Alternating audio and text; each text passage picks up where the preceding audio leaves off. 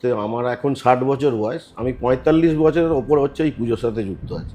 77 এবং 78 সালে আমরা প্রথম কিন্তু যে এখন যে থিম বিষয়বস্তুটা এসছে, সেখানে আমাদের দর্শকদের তাক লাগিয়ে দিয়েছিল বাটিক প্রিন্টের ঠাকুর।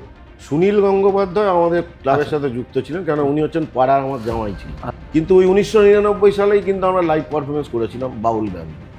সুশান্তদের ব্যাড লাক ছিল, তার আগের বছর বোধহয় ব্লকের প্যান্ডেলটাও ব্যাড লাক ছিল। আমরা কি করেছিলাম, 3টে পুজোকে এক করেছিলাম। বাদামতলা আসার সঙ্গ, 66 পল্লী এবং কালীঘাট নেপাল ভট্টাচার্য স্ট্রিট ঘাট। আমরা আগে দেখি যে আমাদের নিজের কোমরের জোর কতটা, কিন্তু তখন আমাদের চোখটা হয়ে যায় যে আমরা এটা যদি আমরা আর 10 টাকা বাড়াই না, প্যান্ডেলটা আরও খুলে যায়। এই লোভে, এটাই হচ্ছে পুজো পাগল, নো রিস্ক নো গেইন। দর্শকদের ওই ওয়াহ আহ কি হয়েছে দারুণ, এই কথাগুলোই আমাদের কিন্তু ভালো লাগে। আমি যখন বিয়ে করেছিলাম, তার আগে থেকেই যখন আমি প্রেম করতাম, তখন থেকেই সে জানে যে এই পুজোর সময় একে পাওয়া যাবে। চাকরি চলে গেল কেন? মানে আপনি ছুটি নেবেন বলেই? আমাকে ঝামেলা করলেন? আমাকে করতে হবে পুজো করতে, সেই কথাটা বলুন। আমাকে পুজো করতে হবে, সেজন্য আমাকে ছুটি নিতে হবে, নইলে আমার ক্লাব ডুবে যাবে। ওই দুঃখ মানে সহ্য করতে পারবো না। চাকরি গেলে আবার চাকরি আর। এইবারে 2025-এর পুজোর সঙ্গে 2026-এর পুজোতে কোনোভাবে বাদামতলা আসার সঙ্গ টোটাল ওভারঅল বাজেট হোক, পরিস্থিতি হোক, প্রবলেম আছে কিছু? না, কিচ্ছু না। আমরা 50 লাখ টাকা দিয়ে পুজো করি। আমি 4টে মুখ্যমন্ত্রীকে দেখলাম, মানে আমরা পুজো করতে গিয়ে। তৎকালীন জ্যোতি বোস, বুদ্ধদেব ভট্টাচার্য, মমতা ব্যানার্জি, এখন হচ্ছে শুভেন্দু অধিকারী।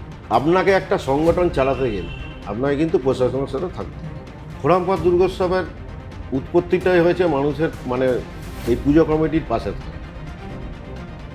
আপনি কি জানেন 2010 সালে যখন শিব মন্দিরের শিব মন্দিরে ভয়, আচ্ছা, এটা হয়েছে হচ্ছে সংঘর্ষী ব্যানার ছিঁড়ে দিচ্ছে, বাদামতলার ব্যানার 66 পল্লী হয়তো ছিঁড়ে দিচ্ছে। আর্টল্যান্ডটা এবারে এসছে, সেই জন্যে আমরা নাম দিয়েছি, দেখা যাক সেটা হয় কি না। কি মনে হচ্ছে আপনার এমনি নলেজ কি বলছে? না, নলেজ বলতে যে যদি যখন ওইটার নিয়ে এত বিতর্ক হয়েছে মাসার নিয়ে, তখন এটা নিয়ে হতে পারে। সুতরাং যেটা প্রশাসন মনে করবে সেটাই করবে।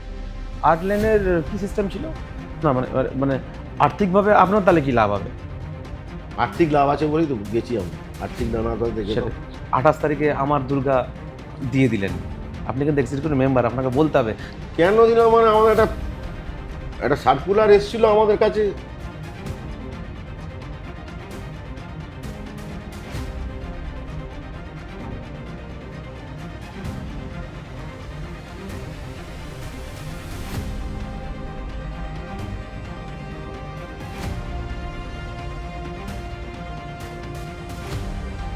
পুজো পাগলদের সিরিজ চলছে, আজকে অন্যতম পুজো পাগল বলে অনেকেই মনে করেন বলে আমরা আজকে আসতে বাধ্য হয়েছি।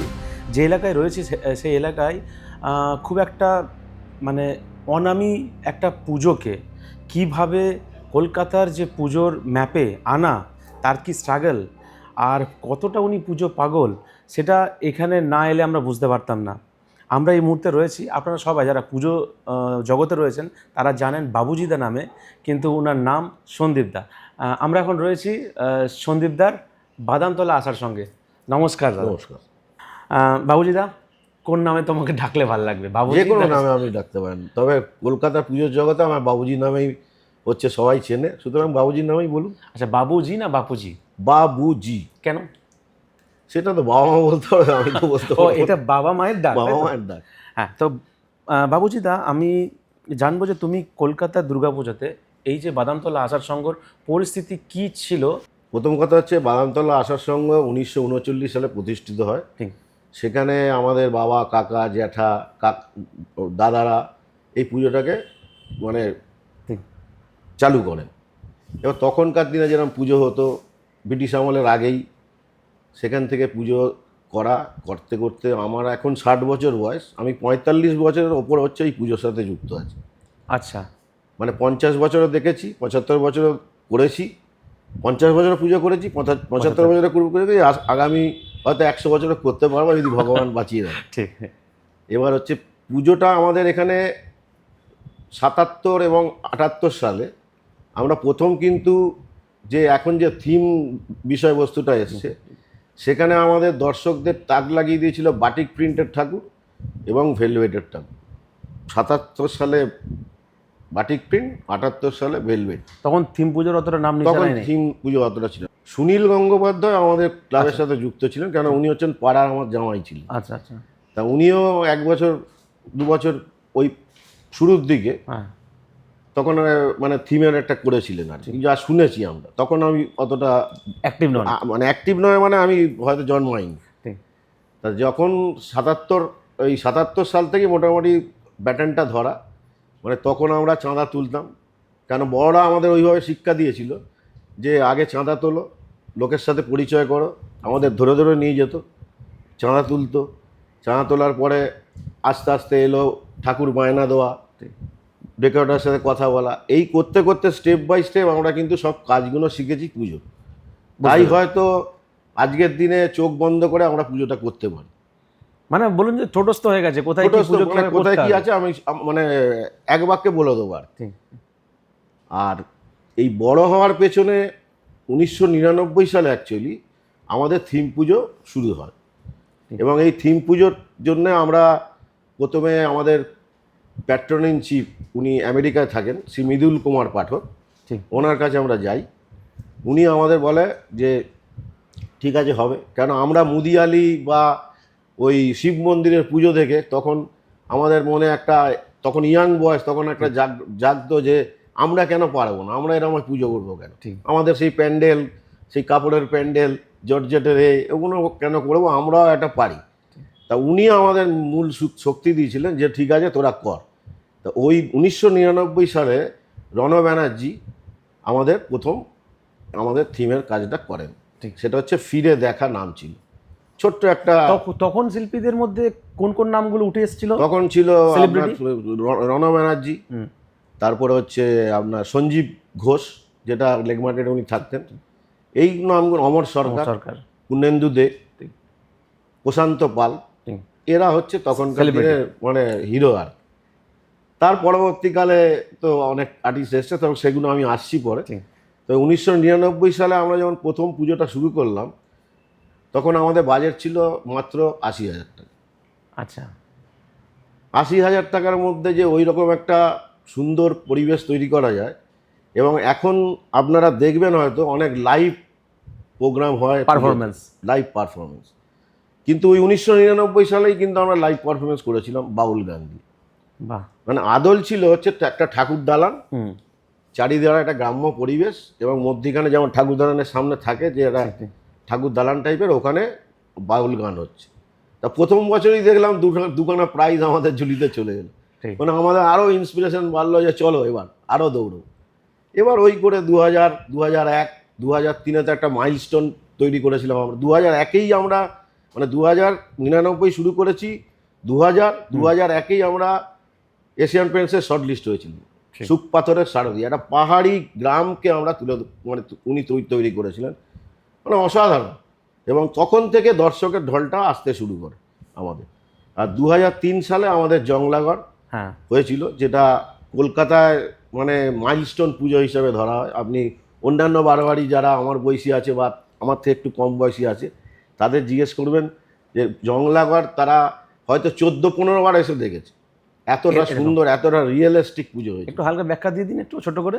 মানে একটা গড় টাইপের, গড় যে গড় হয় না, সেই গড়ের আদলে এই প্যান্ডেলটা তৈরি হয়েছিল। এবং সেখানে সাপের ছাল বলুন, নানান ধরনের ওই গাছরা, মানে অনেক পুরনো গড় একটাকে তুলে ধরা হয়েছিল। রণদার হাত ধরে আমরা 99 সাল থেকে শুরু করেছিলাম 2004 অবধি। 2004-এ উনি জংলাগড়ে রেস্টোরেশন করলেন। মানে গড়গুলোকে যদি সংরক্ষণ করা যায়, আচ্ছা, তাহলে কি হতো, ঠিক সেই সংরক্ষণের জন্য ওরা জংলাগড় রেস্টোরেশন করেছিলেন। ওপরটা রেস্টোরেশন তো তলা থেকে শুরু হয়, তো ওপরটা ওরকম জংলাগড়ের আদলেই ছিল, আর নিচেটা রেস্টোরেশন পাঠ করেছিল।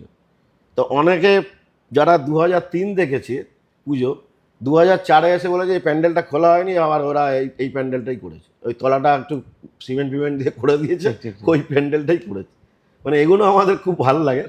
এর পরবর্তীকালে সুশান্ত দা আসে আমাদের 2007 সালে, সেটা হচ্ছে দেবলোক উনি করেন। টিন দিয়ে যে ওরকম একটা প্যান্ডেল তৈরি করা যায়, মানে সেটা আমরা দেখেছি বলে আমরা যখন উনি আলোটা মানে কাজ হচ্ছে দেখছি, ভালো লাগছে।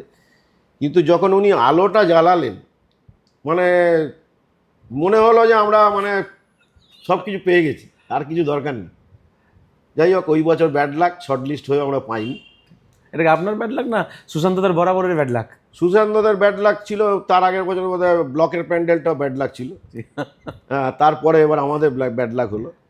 তারপরে 2008-এও আমরা একটা সুশান্তদার হাত ধরেই করেছিলাম, সেটা হচ্ছে বটতলা। ঠিক। বটতলা হচ্ছে ব্লক প্রিন্টিং যেটা হতো তখনকার দিনে, সেইখানকার ওই পরিবেশটাকে তুলে ধরা হয়েছিল। ব্লক প্রিন্টিং যে একটা শিল্প, সেটাকে হারিয়ে গেছিল, সেইটাকে তুলে এনে এইখানে ঠিক। করা হয়েছিল। তো সেটাও হলো। তারপরে 2010-এ 2009-এর কথাটা একটু বলতে হবে। 2009 হচ্ছে আমাদের সঞ্জীব ঘোষ যিনি পরিচালক, উনি আমাদের সাথে পুজোর সাথে যুক্ত ছিলেন এবং ওনার পরিচালনায় এই পুজোটা হয়েছিল বাবুই পাখির বাসা। এখানে সাহেবের ভূমিকায় ছিল হচ্ছে অসুর। ঠিক ঠিক। হ্যাঁ সাহেব। অসুরকে সাহেব করা হয়েছিল, আর মা দুর্গা যেমন থাকে সেরকম একটা, মানে ওনার হ্যাঁ। চিন্তাধারায় করেছিলেন। তা এখনও যদি আমাদের 6টা কি 8টা পুজোর নাম করা হয়, তাহলে গ্রাম বাংলায় কিন্তু বাবুই পাখির বাসা বাদামতলা আসার সঙ্গে করেছিল এটা পড়া। এটা এত রিয়েলিস্টিক হয়েছিল। এর পরবর্তীকালে 2010-এ পাড়ার পুজো, ওটা একটা মাইলস্টোন পুজো সুশান্তদার হাত ধরে। সেটা হচ্ছে 4টে বাড়িকে রং করে পুজো করা। ওনার কোথায় প্যান্ডেল আর কোথায় বাড়ি কেউ বুঝতে পারছে না। যেমন অনেকের দর্শকদের ধারণা দেখবেন, পুজো দেখতে দেখতে যখন ঢুকছে ঠিক। তখন একটু টিপে দেখা, এরকম আগ্রহ থাকে তো, টিপে দেখছি বা টোকা মারছি। এবার ওই বাড়িগুলো তো সিমেন্টের, ও টোকা মারতে গিয়ে তো লাগছে, সেখানে ওরে বাবা এটা অরিজিনাল, কী ব্যাপার, এইগুলো খুব মনে এগুলো তখনও এখন যেমন একটা সাধারণ হয়ে গেছে ইমপ্লিমেন্টগুলো, তখন অতটা মানে রিয়েলিস্টিক। আপনাকে যদি ছবি দেখায় তাহলে আপনি বুঝতে পারবেন যে বাড়ির 4টে বাড়ি নিয়ে যে একটা প্যান্ডেল করা যায়। এবং আপনি দেখবেন আমাদের বাইরেও যে বাড়িতে রং করা আছে, ওটা এখনো রয়ে গেছে। এই করতে করতে তারপর স্বপ্ন, সুশান্তদার হাত ধরে আমাদের 2013 সালে আমরা করলাম স্বপ্ন। আমাদের তখন 75 বছর আমাদের সেইবার। সুশান্তদার যে প্যাটার্নটা ছিল, সেই প্যাটার্নটা পুরোপুরি বদলে গেল স্বপ্নে। মানে চিন্তা ভাবনা, এখনকার যে চিন্তা ভাবনা, সেই চিন্তা ভাবনাটা ওখান থেকেই উৎপত্তি হয়েছিল আমার মনে হয়। কেন আচ্ছা, মানে আপনি বলছেন এখন যেভাবে আমরা সুশান্তদাকে দেখি সেইটা থেকে শুরু, স্বপ্ন থেকেই আমার মন। এখন যখন আমরা দেখছি তখন মনে হচ্ছে আমাদেরটা থেকেই উনি চেঞ্জ করেছেন। মানে অসুর, বিশাল আকারের একটা অসুর, তার মা দুর্গা ত্রিশূল মারছে, তার ত্রিশূলটা ঘুরে এসে রাস্তার উপর দিয়ে এসে তার বুকে লাগছে। গণেশের চক্র ঘুরছে, যেটা এখন কাইনেটিক হয়েছে। ওই সবগুলোই উনি ওখানে উপস্থাপন করেছিলেন। তার পরবর্তীকালে আমাদের পরিমল পাল করেছিলেন, স্নেহাশিস মাইতি আমাদের পুজো করেছিলেন, পূর্ণেন্দুদা আমাদের ঠাকুর করেছিলেন। যেবার 20 সাল, যেবার কোভিড, সেইবারে পূর্ণেন্দুদা এবং স্নেহাশিস মাইতি আমাদের পুজো করেছিলেন। এবং সেটাও একটা বলার দরকার আছে, সেটা হচ্ছে কোভিডের সময় তো দর্শকদের একটা নিরাপত্তার ব্যাপার ছিল যে এই লাইন দিয়ে যাবেন, ডিস্টেন্স মেনটেন করবেন। কিন্তু আমরা সেইবার আমাদের এই রোডে, নেপাল ভট্টাচার্য স্ট্রিট রোডে আমরা কি করেছিলাম, 3টে পুজোকে এক করেছিলাম। বাদামতলা আসার সঙ্গ, 66 পল্লী এবং কালীঘাট নেপাল ভট্টাচার্য স্ট্রিট ঘাট। আচ্ছা, মানে আমরা যদি বাদামতলা প্রথমে হয়, প্রথম থেকে ঠাকুর দেখে 66 পল্লীতে যাবে, 66 পল্লী থেকে নেপাল ভট্টাচার্য ঘাট দেখে দর্শকটা বেরিয়ে যাবে। এবং ওটা আমরা নাম দিয়েছিলাম ড্রাইভিং দর্শন। মানে পথের পাঁচালী আমাদের থিমের নাম ছিল। অপুর মানে সত্যজিৎ রায় সিরিজ ছিল, অপুর সংসার, আমাদের হচ্ছে পথের পাঁচালী, তারপরে ওদের হচ্ছে অপুর সংসার, এরম হয় চারুলা, এরম হয়। তো সব ক্লাবগুলো মার্জ হয়ে আর্টিস্টদের সঙ্গে কথা বলে? তিনটে ক্লাবই মার্জ। আর্টিস্ট আলাদা আলাদা না? আর্টিস্ট আলাদা আলাদা। ও সবার সঙ্গে একসঙ্গে কোলাবোরেশন। এবং সেখানে আমরা করেছিলাম যে আপনি যদি ওই সময় গাড়ি নিয়েও আসেন, ড্রাইভ ইন দর্শন, মানে আপনি গাড়ি নিয়ে আসলেও আপনি ঠাকুর দেখতে পাবেন, প্যান্ডেল দেখতে পাবেন, সব দেখে বেরিয়ে যেতে পারেন। এটা ইউনিক আইডিয়া। এটা মানে ওটাও আমাদের একটা, বলতে পারেন। একটু জানতে পারি তাহলে আমার মানে দর্শকদের কাছে ভালো হবে, এই আইডিয়াটা কার মাথা থেকে বেরিয়েছিল? এটা মৃদুল কুমার পাঠকের, আমাদের পেট্রন ইন চিফ, ওনার মাথা থেকে। এটা খুবই ভালো আইডিয়া। মানে উনি দেখলেন, উনি আমাদের সাথে অনেক ভিডিও কনফারেন্স করেছিলেন, সেখানে 3টে ক্লাবের প্রতিনিধিরাই ছিল। তো ওই ভিডিও কনফারেন্সে উনি বললেন এটা কর, দেখ ইউনিক ব্যাপারটা হবে। এবং সত্যিই আমরা মিডিয়া এবং দর্শকদের যে পেয়েছিলাম, সাফল্য পেয়েছিলাম অসাধারণ, এটা ভুললে চলবে না। ঠিক। এবার আমি আসি, এবার যেহেতু আপনি দক্ষ সংগঠক, কিছু প্রশ্ন আমাকে করতেই হবে। যারা নতুন দক্ষ সংগঠক হওয়ার চেষ্টা করছে তাদের জন্য, প্রত্যেকের স্বপ্ন থাকে যে বড় বড় শিল্পীদেরকে নিয়ে কাজ করব। যেমন আপনার, আমি জানি না এতবার আপনি কি করে সুশান্ত শিবানী পাল বললেন, মানে মুড়ি মুড়কির মতন একটা ব্যাপার।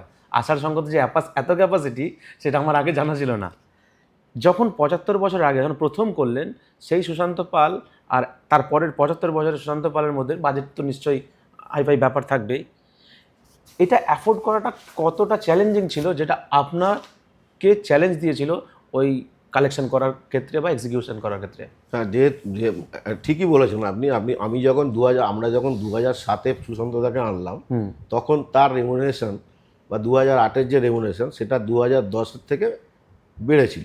ঠিক। এবং বাড়ার মধ্যে বাজেটও বাড়বে, কারণ আমি 4টে বাড়ি রং করছি, হ্যাঁ, প্রাইমার মারছি, তারপর রং করছি, ডিজাইন করছি, সেখানে একটা বাজেট তো বেড়েছে। কিন্তু আমরা যখন পুজোয় নামি, তখন আমরা একটা বাজেট তৈরি করেই নামি, এবং যে কোনো আর্টিস্টের সাথে কথা বলে, আমাদের যেমন স্পন্সর ভিত্তিক পুজো, এবং মৃদুল কুমার পাঠক ওই সময় ভালোই আমাদের হেল্প করতেন, কারণ উনি আরেকজন পুজো পাগল। উনি আরেকজন পুজো পাগল, মানে আমেরিকা থাকলেও উনি মনটা পুজোর এখানেই থাকে। আচ্ছা, তা সেরকম পুজোতে আসেন না আসেন না? মাঝে মাঝে আসেন, মাঝে মাঝে আসেন না, মানে কোনো বছর আসেন, কোনো বছর আসেন না। তা সেই রকম আমরা বাজেটটা ঠিক করে নিই আগে, আর্টিস্টের সাথে কথা বলা বা অন্যান্য ডেকোরেটরের সাথে কথা বলা। আপনার সাথে আগে আমার ঝগড়া হবে, মানে আমি যদি সুশান্তদার সাথে কথা বলি, তাহলে আমার আগে ধরা হবে যে 10 টাকা তুমি 100 টাকা নেবে না, আমি 90 টাকা দেবো, না ঠিক আছে 95 টাকা, ঠিক আছে 95 টাকায় ডান। ওটার এদিকেও যায় না, ওদিকেও যায় না। আর সুশান্তদার একটা সবথেকে বড় গুণ হচ্ছে, উনি আমরা অন্তত যতটা দেখেছি, উনি যে বাজেটটা যদি 100 টাকা হয়, সেই 100 টাকার রাখার চেষ্টা করতেন। এটা কিন্তু আমাদের সময় আমরা 2013-তে লাস্ট করেছি, আমরা 2013-তে দেখেছি 100 টাকা, কিন্তু ওই 100 টাকা খরচা করতে হবে তোমার, ঠিক, 100 টাকাই তোমায় খরচা করতে হবে, ওখানে কোনো ছাড়াছুড়ি নেই। মানে আমি অন্যদিকে হয়তো মেটেরিয়াল বাঁচালাম, কিন্তু মেটেরিয়াল বাঁচালে হবে না, খরচাটা ওই 100 টাকাই করতে হবে। এটা ওনার মধ্যে আমরা দেখেছিলাম। পরবর্তীকালে আমাদের আরও সুবিধা হয়েছিল, এই শিডিউল করা, আর্টিস্টদের শিডিউল করা, সবাই শিডিউল করে টাকা দেওয়া, এগুলো আমরা ওনার মাধ্যমেই শিখেছিলাম যে এরকম একটা শিডিউল করলে সুষ্ঠু এবং সুন্দরভাবে পুজোটাকে অর্গানাইজ করা যায়। আপনি বললেন যে শিডিউল করে করা, একটু যদি বোঝান তাহলে যারা যে সুশান্ত শিবানী পালকে অ্যাফোর্ড করতে পারেনি, আপনারা ট্রেন্ড হয়ে গেছেন, একটু তারাও নতুন করে শিখতে পারবে অ্যাকচুয়াল ব্যাপারটা। দেখুন, অ্যাকচুয়ালি যারা আমরা একটা শিডিউল করি, সেটা হচ্ছে, ধরুন আর্টিস্টের সাথে বসলাম, প্রথমেই তো আমাকে আর্টিস্টের সাথে বসতে হবে। এবার আর্টিস্টের রেমুনারেশন ধরুন 50 লাখের পুজো, 50 লাখের পুজো, তো আমার একটা আছে যে আমি এই লাস্ট 3 বছর ধরে কি স্পন্সরশিপ পাচ্ছি, ঠিক, আমি লাস্ট 3 বছর ধরে কি চাঁদা উঠছে, আমার লাস্ট 3 বছর ধরে আমাদের মেম্বারশিপ যদি বাড়ানো যায়, যদি 100 টাকার জায়গায় আমি 200 টাকা করি, ঠিক, তাহলে সেইটার থেকে বাজেট বাড়বে। আমি যদি আমাদের যে ভিআইপি কার্ড হয়, সেই ভিআইপি কার্ডের যদি আমি একটা স্পন্সরকে ধরে তাকে যদি স্পন্সর তার নামটা দিয়ে দিই, তাহলে এতগুলো 4,000 যদি আমি ভিআইপি দিই, সেই 4,000 লোকের কাছে তার অ্যাডভার্টাইজমেন্টে যাচ্ছে। এই করে আমরা আমাদের বাজেটটাকে ঠিক করি। আচ্ছা, আমরা আগে দেখি যে আমাদের নিজের কোমরের জোর কতটা, কোমরের জোর না থাকলে আমরা এগোবো না। কারণ আমরা ওই পুজো করে দিলাম 1 কোটির, কিন্তু আমার ক্যাপাসিটি হচ্ছে 50 লাখ টাকার, যেটা আপনি বলছিলেন যে অনেকে পয়সা দেয় না, এইগুলো ক্ষেত্রেই তাই হয়। কিন্তু আমার ক্যাপাসিটি সেটা ক্যাপাসিটির অনুযায়ী আমরা যাব, ক্যাপাসিটির ওপরে আমরা যাব না। এবং যেটা শিডিউল, যেটা করি, সেটা আর্টিস্টের সাথে বসে, তোমার পেমেন্ট শিডিউল ধরুন 1 লাখ টাকা কারো রেমুনারেশন, তোমাকে প্যান্ডেল যেদিনকে আমাদের অ্যাডভান্স একটা করতে হয়, অ্যাডভান্স করলাম, তারপর থেকে তুমি শিডিউলটা বল। ধরুন ও মাসে বললো আমাকে 50,000 টাকা, 25,000 টাকা করে দিতে হবে, বা 1 লাখ টাকার হিসাবে 10 টাকা হয়, 10 টাকা করে দিতে হবে। সেই 10 টাকাকে আমরা ওই মাসে ভাগ করে দিই, যে 4 বারে আমি তোমায় 10 টাকা দেবো। ঠিক, ঠিক।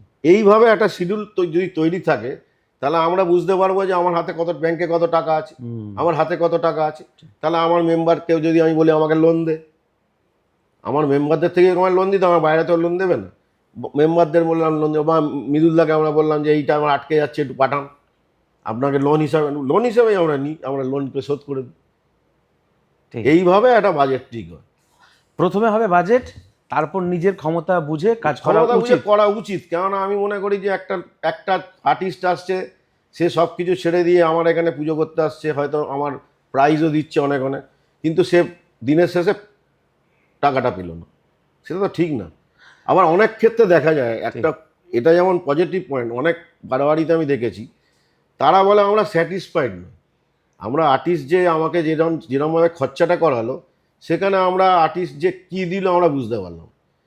দেখ, সেই জন্য টাকাটা মারাটা উচিত না, কিন্তু অনেক ক্ষেত্রে এরকম কিন্তু হয় যে আমাদের স্যাটিসফ্যাকশন লেভেলে আমরা পৌঁছাতে পারি না, পৌঁছাতে পারেন না। অথচ আমরা টাকাটা খরচা করছি।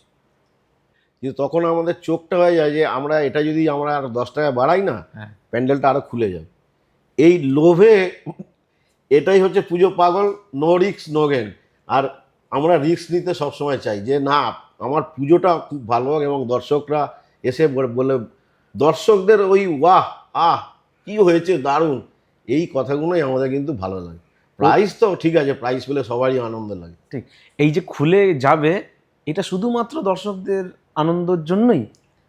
সেটার জন্যই তো পুজো করা, দর্শকদের পাড়ার লোকেদের আনন্দের জন্যই তো পুজো করা, আর কোনো কারণ নেই? আর কি কারণ? আচ্ছা, পুজো করে কি নিজের ব্যাংক ব্যালেন্স বাড়ানো যায়? এটা তো আমি শুনিনি, যারা যারা করে তাদের বরঞ্চ চলে যায়। একটু জানার চেষ্টা করব আপনার কি কি, আবার বলছি কি কি। একটা হচ্ছে শারীরিকভাবে কি স্যাক্রিফাইস করেছেন, একটা হচ্ছে আর্থিকভাবে কি গেছে, ফ্যামিলি মানে আপনার মানে আমাদের বৌদি, সে কিভাবে আপনার কি, আপনি কিভাবে অশান্তি দিয়েছেন, সমস্ত জানার চেষ্টা করব। আর প্রথমে তাহলে ফ্যামিলিটা বলি। হ্যাঁ, অবশ্যই। প্রথমে ফ্যামিলি হচ্ছে আমার ফ্যামিলির, আমার মেয়ে তো এখন পুজো করছে, ধরুন 15 সাল থেকে পুজো করছে, বা তার বন্ধুরা পুজো করছে, কিন্তু তার আগে তো বাচ্চা ছিল। ওরা ছোটোবেলা থেকেই আমরা এমন একটা পরিবেশ তৈরি করে দিই যে ও ইনভলভ হবেই। আমি যখন বিয়ে করেছিলাম, তার আগে থেকেই যখন আমি প্রেম করতাম, তখন থেকেই সে জানে যে এই পুজোর সময় একে পাওয়া যাবে না। আচ্ছা। আমি যখন চাকরিতে ঢুকি, আমার সঙ্গে কন্ডিশনই থাকতো, আমি একটা কর্পোরেটের চাকরি করতাম, ঠিক। সেখানে কিন্তু আমার সঙ্গে বসেদের একটা হৃদ্যতা থাকে, তো আমি সারা বছর ছুটি নিতাম, আমি কিন্তু পুজোর আগে ছুটিটা নিতাম। কতদিন নিতেন? পুরো 15 দিন তো নিতাম, 15 দিন নিতেন? আচ্ছা, 15 দিন নিতামই। ঠিক। এবার অর্গানাইজ করতে হবে, সেটা আমার সঙ্গে আরও আমার যারা সহপাঠী, আমার বন্ধুবান্ধব থাকে, তারা দেখে, অর্গানাইজ করে। কিন্তু আমি মেনলি হচ্ছে শুরুর দিকে আমরা যখন করেছিলাম, তখন আমরা ব্র্যান্ডিংটা দেখতাম মেনলি। মোটামুটি 2010 থেকে আমরা ব্র্যান্ডিংটা দেখি। তো ব্র্যান্ডিংয়ের ওপর আমাদের বেশি নজর থাকে, আর ব্র্যান্ডিংয়ে টাকা আদায় করা, যেমন আমাদের এখনও টাকা বাকি আছে, ঠিক। আমাদের এই বছরের 2025 সালের টাকা এখনো বাকি আছে। মানে আপনারা পাবেন না? আমরা পাবো। হ্যাঁ, সেটাই বলছি, মানে যারা অ্যাডভার্টাইজমেন্ট এজেন্সির কথা বলছি, হ্যাঁ, এটাই এই তো। কিছু এজেন্সির কিন্তু মানে দুঃখ হয়, আনন্দ হয়, সেই সময় হয়তো আনন্দ হয়, কিন্তু আজকের দিনে দুঃখ হয়, কেননা যখন একটা কমিটমেন্ট থাকে, আজকে হচ্ছে জুন মাস, এখন একদম, যদি একদম। টাকা না পাই, তাহলে তো সেটাও একটা দেখতে হয় না। ঠিক। না, আপনি বলুন, খুলে বলুন। আর আপনি যদি বলেন স্যাক্রিফাইস, বলছি 2014 সালে 2015 সালে আমার মেয়ের মাধ্যমিক পরীক্ষা, নতুন বস এলো অফিসে, মানে বস চেঞ্জ Change হয়, হয়েছে। বস যখন চেঞ্জ হলো, এসে বললো ছুটি টুটি হবে না, ঠিক। এবং আমার চাকরিটা চলে যায়। মাধ্যমিক পরীক্ষার 2 দিন হয়। আচ্ছা, তা সেই চাকরি চলে গেল কেন? মানে আপনি ছুটি নেবেন বলেই? আমাকে ঝামেলা পুজো করলেন? আমাকে করতে হয়, পুজো করতে হ্যাঁ, হয়। সেই কথাটা বলুন। আমাকে পুজো করতে হবে, সেজন্য আমাকে ছুটি নিতে হবে, নইলে আমার ক্লাব ডুবে যাবে, আমরা মানে কিছু করতে পারবো না। বলবো, হ্যাঁ, চাকরি করবো।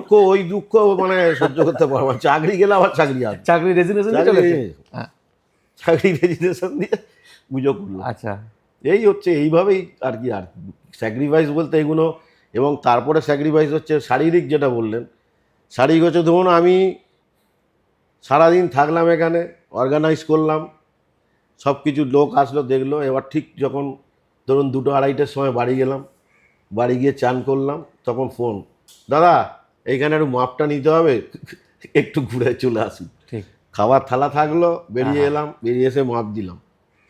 এরকম তো আছেই, রাত্রিবেলা জাগা, এগুলো তো চলবেই। এখন অবশ্য আমাদের ইয়াং জেনারেশনকে আমরা তৈরি করেছি, যারা খুব ভালো কাজ করছে, এবং 2019 সাল থেকে তারা একদম মানে খুব ভালোভাবে, এবং আমাদের যেহেতু আমরা বড়দের থেকে ওইভাবে শিখেছি, ঠিক। সেই শেখানোটাও আমাদের তাদেরকে ওইভাবে আমরা ট্রান্সফার করছেন শিখিয়েছি, মানে এইভাবে পুজো করতে হয়, এইভাবে করো, এইভাবে ভালো। ওরাই জাজমেন্ট করে, ওরাই সব কিছু করে। আমি তো একটা গাইডলাইন থাকি, আমাদের বন্ধু বান্ধবরাও গাইডলাইনে থাকে। ঠিক। নর্মালি এখন এই বছর তো আমাদের সরকার চেঞ্জ হয়েছে, তো অনেকেরই মানে যারা নিউজ দেখছে তারা ভাবছে যে এই বছর পুজো গেল, সেভাবে হবে না। আপনি পুজো এতদিন ধরে করছেন, অনেক সরকারকে চেঞ্জ হতে দেখেছেন, আপনার কি বক্তব্য? না, সরকার তো কোনো বলেনি যে পুজো হবে না, এরকম তো কোনো, বরঞ্চ মাননীয় মুখ্যমন্ত্রী বলেছে যে পুজো হবে এবং ভালো করে হবে। এবং না, ওইটা তো আলাদা। আমি বলছি যে পলিটিক্যাল পার্টির লিডাররা ছিল, তারা অর্থ আনতো, তারা কোটি কোটি টাকার পুজো করেছে, সেই যে বৈভবটা আর থাকবে না, সেই গ্ল্যামার নেই, সেই ইয়ে নেই, ওই সবাই পাড়াতে ছোটো ছোটো পুজো করবে, এই এই এবার উদ্দেশ্যে। আমি একটা কথা বলি তাহলে। অবশ্যই, 2020 সালে কোভিড ছিল তো, ঠিক। সেখানে কি পুজো হয়নি? সেখানে কি কোটি টাকার তো পুজো হয়নি? ঠিক। যার কোটি টাকার পুজো তার 50 লাখ টাকায় পুজো হয়েছে, যার 50 লাখ টাকার পুজো তার 30 লাখ টাকায় পুজো হয়েছে, যার 30 লাখ টাকার পুজো তার 20 লাখ টাকায় পুজো হয়েছে, এইভাবে কমেছে। হুম। কিন্তু সেই 20 সালে কি কেউ বলতে পারবে যে পুজো ভালো হয়নি? সেটাই। তারা সবাই রেমুনারেশন কমিয়েছে, একটা ওইভাবে ভেবেছে, সুন্দর পুজো হয়েছে। 20 সালেও সুন্দর পুজো হয়েছে, 21 সালেও সুন্দর পুজো হয়েছে।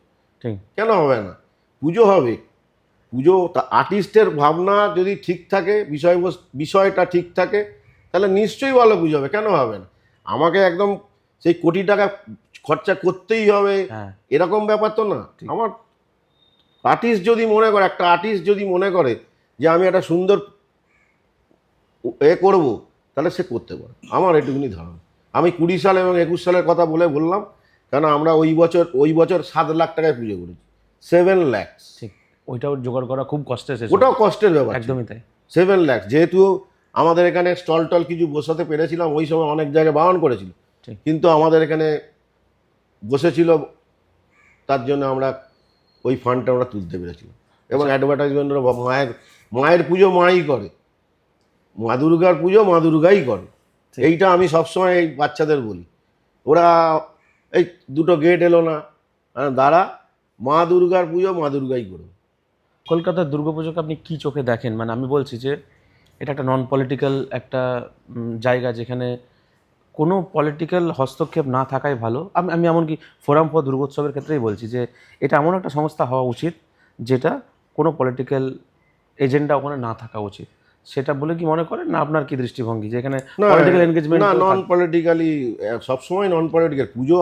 আমাদের পুজো, ঠিক। সেখানে অন্য কেউ হস্তক্ষেপ করবেন সেটা আমরা কিছুতেই চাইব না। আমাদের থাকবে আমাদের মতামতটাই শেষ কথা। আমি বলি, আপনার হঠাৎ করে 29 তারিখে পুজো, 28 তারিখে আমার দুর্গা দিয়ে দিলেন। আপনি কিন্তু এক্সিকিউটিভ মেম্বার, আপনাকে বলতে হবে, জবাবদিহি করতে হবে ওখানে, কেন দিলেন? কেন দিলাম মানে, আমাদের একটা সার্কুলার এসেছিল আমাদের কাছে। সার্কুলার বলতে অনেকে বললো, দেখলাম দিচ্ছে, দে ভাই তোরাও দে। মানে আচ্ছা, ওইটা কি কোনো রকম স্পেসিফিক পলিটিক্যাল কিছু ছিল? কোনো উদ্দেশ্য? আমার দুর্গাতে আমি কোনো পলিটিক্স তো খুঁজে পাইনি, সেই জন্যই আমিও পোস্ট করেছি। ঠিক ইলেকশনের আগের দিনে আমিও পোস্ট করেছি। হ্যাঁ, আমি যেই জেনেই তো আমি মানে আমিও পোস্ট করেছি। আমার আমার মনে হয় যে আমার দুর্গা ঠিক আছে, দিয়ে দাও। কিন্তু ইলেকশনের আগের দিনে সেটা হয়তো মানে ওই সময়টাকে মিলিয়ে দিয়েছে, কিন্তু সেটার সাথে পলিটিক্যাল ব্যাপারটা আমার মনে হয় গুলিয়ে দিলে চলবে। আর সেই কারণেই ফোরাম ফর দুর্গোৎসবের কনফিডেন্স এতটা লো হয়ে গেছিল যে তারা নতুন মুখ্যমন্ত্রী যখন এলো, তারা ভেবাচেকা হয়ে গেছে যে জানাতে পারছে না, যে উইশ করতে পারছিল না। না, আপনার কি মনে হয় ফিউচারে আমাদের কি একটু পলিটিক্যাল এজেন্ডার থেকে একটু দূরে থাকা উচিত, ওভারঅল দুর্গাপূজা ভালো করার জন্য? দেখুন, আমি একটা কথা বলছি, আমি 4টে মুখ্যমন্ত্রীকে দেখলাম, মানে আমরা পুজো করতে গিয়ে। তৎকালীন জ্যোতি বোস, বুদ্ধদেব ভট্টাচার্য, মমতা ব্যানার্জি, এখন হচ্ছে শুভেন্দু অধিকারী। আপনাকে একটা সংগঠন চালাতে গেলে আপনাকে কিন্তু প্রশাসনের সাথে থাকতেই হবে, এটা অস্বীকার করে না। আমার যে এখানে দর্শক হয়, সেই দর্শককে আমি আমার ভলেন্টিয়ার, আমার সিকিউরিটি দিয়ে আমি মেনটেন করতে পারবো? কখনো পারবো না। সেখানে একটা প্রশাসনের ভূমিকা থাকবে। ঠিক ঠিক, একদমই তাই। সেখানে প্রশাসনের ভূমিকা থাকবে। প্রশাসন আমাদের যেভাবে ওই প্রথম দিন থেকে, মানে 1999 সালটা আমি বলছি না, তখন আমরা নাম করছি, ঠিক। কিন্তু 2003 সাল থেকে যে আমাদের সাপোর্ট করে গেছেন, 2003 সালের কথা বলছি, কিন্তু 2010-এর কথা বলছি না, ঠিক। 11-র কথা বলছি না। 2003 সাল থেকে আজ মানে 25 সাল অবধি এই প্রশাসন যদি না থাকতো, তাহলে আমাদের হয়তো একটু অসুবিধে হতো অসুবিধা এই হতো। দর্শককে মেনটেন করা। কেন দেখুন, আমি কালো ড্রেস পরে দাঁড়িয়ে গেলাম সিকিউরিটি হিসাবে, সেটা যতটা মান্য, আর ওই পুলিশের ড্রেস পরে তাদেরকে সরিয়ে দেওয়া বা তাদেরকে গাইডলাইন দেওয়া, এটা কিন্তু পুরোটাই। আচ্ছা বাবুজিদা, আমি জিজ্ঞেস করতে চাই তুমি কোন পার্টির সঙ্গে যুক্ত? আমি কোনো পার্টি না, আপনি যে কোন পার্টির সাথে যুক্ত হবেন আমি সেই পার্টির সাথে যুক্ত। আপনি কখনো এটা এটা আমি আমি চাইবো যে ওভারঅল দুর্গাপুজোর জন্য কি এই মেসেজই থাকবে আপনার তরফ থেকে, যে কোনো পলিটিক্যাল, মানে এটা সাধারণ মানুষের ফোরামপুর দুর্গা উৎসবের এতটা ক্যাপাসিটি আছে বা থাকবে যে যে কোনো পলিটিক্যাল পার্টির সঙ্গে কথা বলার জন্য আর কোনো কিছু লাগবে না? তো আমাদেরও সাজেশন থাকবে, আপনিও বলবেন সেটা, যে কোনো রকম পলিটিক্যাল ছত্রছায়ায় না যাওয়াটাই আমার মনে হয় বাঞ্ছনীয়। কারণ অনেক পুজো কমিটি আছে, অনেক ক্লাব আছে, তারা স্বতন্ত্র থাকাটাই আমার মনে হয় আর ভালো। আমার যেটা খোরামপাড় দুর্গোৎসবের যদি কথা বলেন, তাহলে আমি বলবো যে কোনোদিনও তো পলিটিক্সের খোরামপাড় দুর্গোৎসব ছিল না। আপনি বলবেন কেন? আপনি তো বলবেন কেন? যারা পুজো করতো তৎকালীন, তাদেরকেই তারা নিমন্ত্রিত পেত।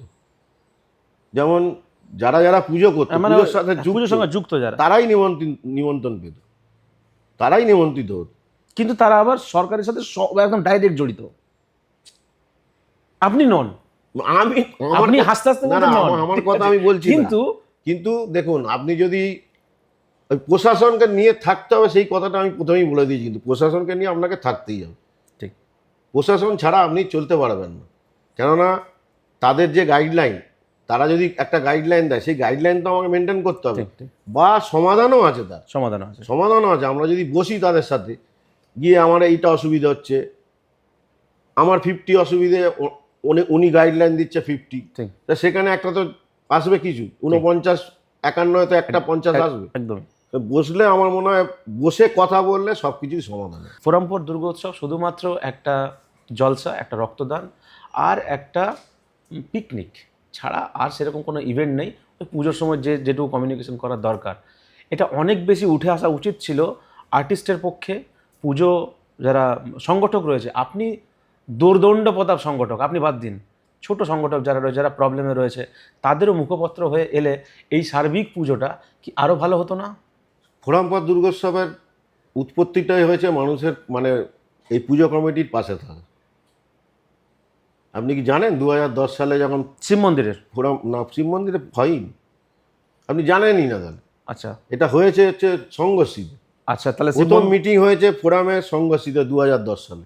উদ্দেশ্যটা কি শিব মন্দিরের? উদ্দেশ্যটা হচ্ছে এই যে 4 foot 4 foot gap, 2 foot gap, এইটার কিভাবে ঠিক। পুজোটা করে এগিয়ে নেওয়া যায়, এইখান থেকে উৎপত্তি।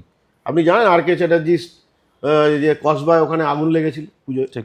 সেখানে পুজো বারণ করেছিল কিভাবে হবে। তাদের সাথে বসে তারা ঠিক করেছিল, যে ফোরাম ঠিক করেছিল যে এইভাবে আপনিও থাকবেন, আমিও থাকবো, এটা পুজো একটা বন্ধ হয় নাকি। এইভাবেই মীমাংসাটা আমরা করেছিল ফোরামপাড় দুর্গোৎসব, যে এইভাবে পুজো করতে, মানুষের পাশে থাকা। ব্যানার ছিঁড়ে দিচ্ছে, বাদামতলার ব্যানার 66 বলি হয়তো ছিঁড়ে দিচ্ছে, এক্সাম্পল বলছি আমি, ওই এক্সাম্পলের মধ্যেই একদম এক্সাম্পল বলছি, যে ছিঁড়ে দিচ্ছে। সেখানে কেন ছিড়ছে? যে তারা তার তাদের জায়গা আমার দখল করছি, বা আচ্ছা, আমি তার জায়গায় দখল করছি। সেখানেও ফোরাম গিয়ে তাদেরকে বুঝিয়ে বাজিয়ে তাদেরকে আলাদা আলাদা করেছে, যে এই হচ্ছে তোমার জায়গা। এই জায়গা। আচ্ছা। এই ঘটনা আমি সাক্ষী ছিলাম, হচ্ছে হিন্দুস্তান পার্ক সার্বজনীন এবং হিন্দুস্তান ক্লাব সার্বজনীন, দুটো ক্লাব, এবং সিঙ্গি পার্ক। সে তো আপনারাও মানে বড় বড় ক্লাবের, মানে আমি আপনাকে না, বলছি না আমাকে শুধু, আপনি বলুন। আপনারাও তো বড় ক্লাব হয়ে ছোট ছোট ক্লাবকে আপনারা শেষ করে দেন, যে তাদের রাস্তার পুজো, কিন্তু আপনারা সব ইয়ে নিয়ে নিলেন, নিয়ে আপনি যদি 1000 টাকা পান, ওদেরকে 300 টাকা দিয়ে শেষ করে দিচ্ছেন। এবার আপনি আমার আশেপাশে যত পুজো আছে, এবং যত পুজো আছে, আপনি আপনি আমাকে আপনাকে জানাতে হবে না, আপনি আপনার প্রতিনিধি, আপনি গেলে তো চিনে যাবে আপনাকে, আপনার প্রতিনিধি জানান যে আমি তাদেরকে কি করেছি। আমাকে আর কিছু বলতে হবে। আমার জায়গা, আমার ধরুন এই রোডে আমার এই স্পন্সরশিপ হয়, ঠিক। ঠিক আছে, যে একটা জংশন, রাসবেরি মোড় একটা জংশন, জংশন। এখান থেকে লোক ঠিক করে আমি বাদামতলা দেখব, চেতলা অগ্রণী দেখবো, সুরুচি দেখবো, বেহালায় ঢুকে যাবো। ঠিক। এখান থেকে আমরা রাজবাড়ি মোড় ঠিক করলো, মুদিয়ালি দেখবো, শিব মন্দির দেখবো, হরিদেবপুরেও যেতে পারি বা বালিগঞ্জের দিকেও যেতে পারি। যেতে পারি। এখান থেকে ঠিক করলো ভবানীপুর যাবো। ঠিক। তো এটা একটা জংশন, এখানে আমার স্পন্সরশিপ আসবে আমি জানি। কিন্তু আমার যে ফোরামের যে আশেপাশের ক্লাবগুলো আছে, তারা যখনই আমার কাছে এসছে আমি তাদের নির্দ্বিধায় সব নাম্বার দিয়ে দিয়েছি, নির্দ্বিধায় সব কটা স্পন্সরের নাম্বার দিয়ে বাহ, দিয়েছি। বাহ। কেন না, আমার যদি স্পন্সর তো আসবে আমি জানি, আমার জায়গা থেকে স্পন্সরশিপ হয়, তার জায়গায় যদি দুটো সে পায় তাহলে তার উপকার হয়। আপনি আমার অ্যাবসেন্সে, আমি বলছি, আমি জোর করে বলছি, আমার অ্যাবসেন্সে আমার এই পুরো সার্কেলে আপনি জিজ্ঞেস করুন যে তাদের জন্য আমি কি করেছি, আর কিছু বলবো না। হ্যাঁ, খুবই ভালো। আপনাদের কি নর্মালি মাস কাটে থাকে? আমরা থাকি না মাস কাটে চান্স নেই মাসে, বলে? আমরা ওদের সিলেকশনে হয়, আমরা ওদের পাই। সিলেকশন হয়? হ্যাঁ, আচ্ছা, সিলেকশন মানে ওর নিজেরাই বাজে? নিজেরা বাছে, আমরা ছিলাম না। আপনারা কোনোদিনই ছিলাম। তো আপনারা তার জন্য কি আটলেন?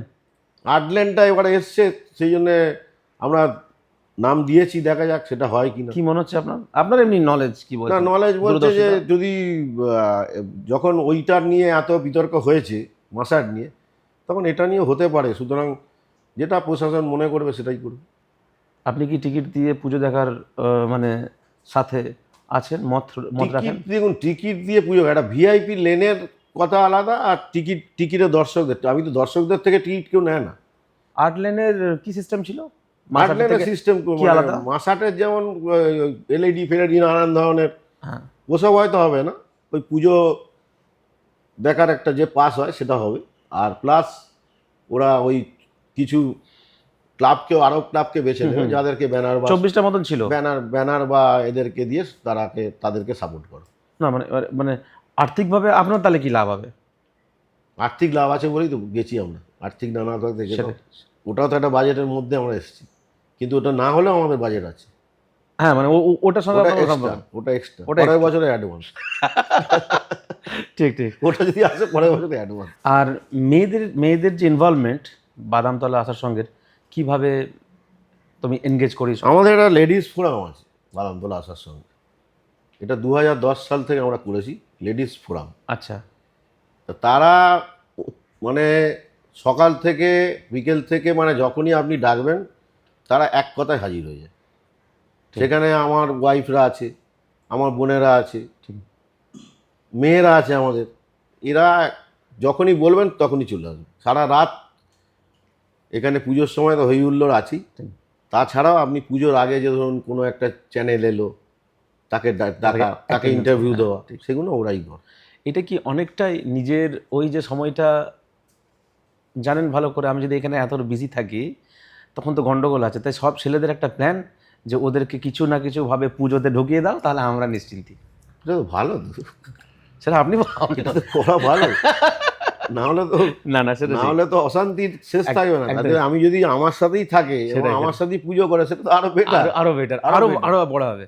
আর লেডিস ফোরাম আমাদের আরো অনেক কাজ করে, যেমন 2020 সালে আমাদের অক্সিজেন আচ্ছা। সিলিন্ডার এগুলো আনা, তারপরে আমাদের ব্লাড প্রেশার দেখার মেশিন, এগুলো অনেক, যদিও আমি ভালো এটা কাজ। আমি ইয়ার্কি ছলে বললাম, কারণ আমি দেখলাম অলরেডি লেডিসরা কতটা এনগেজমেন্ট। আপনার ইন্টারভিউর সময় আপনাদের মেয়েরা, আপনার মেয়েও অলরেডি এসেছিল, তো অলরেডি এনগেজমেন্ট রয়েছে। মানে আপনি সবাই চাকরি করে বলে ব্যাপারটা, কিন্তু আপনি যদি আপনার কথায় আর আপনার চ্যানেলের কথা যদি জানতো, তাহলে এখানে 50টা ছেলে দাঁড়িয়ে যেত। আচ্ছা, অসংখ্য ধন্যবাদ বাবুজিদা। আমরা নিজেরাই বুঝতে পারছি যে দুর্গাপুজো তো হবেই, অনেক বড় করে হবে। একদম, আপনার মতন মানুষরা যতদিন রয়েছে আমাদের চিন্তা করার কোনো কারণ নেই।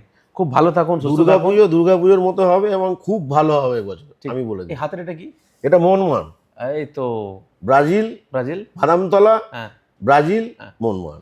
আপনি কি কোনো এক্সট্রা মেম্বার না এক্সিকিউটিভ মেম্বার?